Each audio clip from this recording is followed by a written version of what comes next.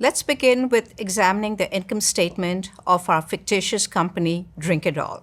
The income statement, unlike the balance sheet, is a statement for a period of time.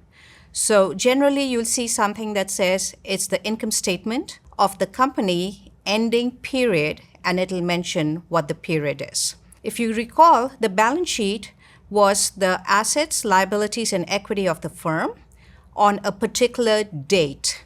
So it was a snapshot in time. This gives you a longer view of what the firm is doing, and the income statement shows you really how sales cycles through the firm, where various costs are subtracted to give us the ending item, the net income of the firm.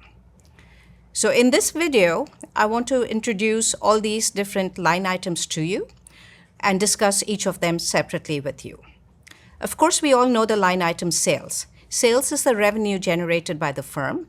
In this case, the wonderful drink that's going to give us all A's in our classes. The next line item is the cost of goods sold. The cost of goods sold are the costs that are associated directly with the production of the product being sold. So it'll be things like inventory, any direct labor costs that are associated with producing the product. So all direct production costs. The next line item is selling, general, and administrative expenses.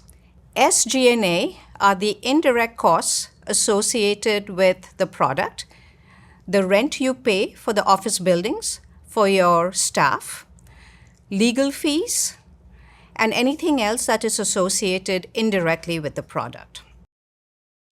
Then we can come to the next line item, depreciation. You've all seen depreciation before.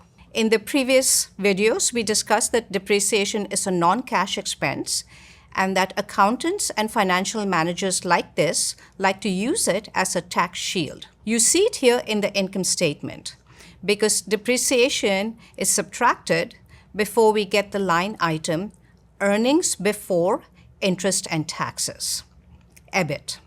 After we calculate EBIT, we then move on to the interest that is paid on the long-term debt of the firm. Again, you saw the long-term debt on the liability side of the balance sheet. Then the next line item is earnings before taxes or taxable income. And so from this taxable income then, we subtract taxes. In this example that we have over here, we have taken the current US flat tax rate of 21%. Of course, as we all know, the tax code changes frequently.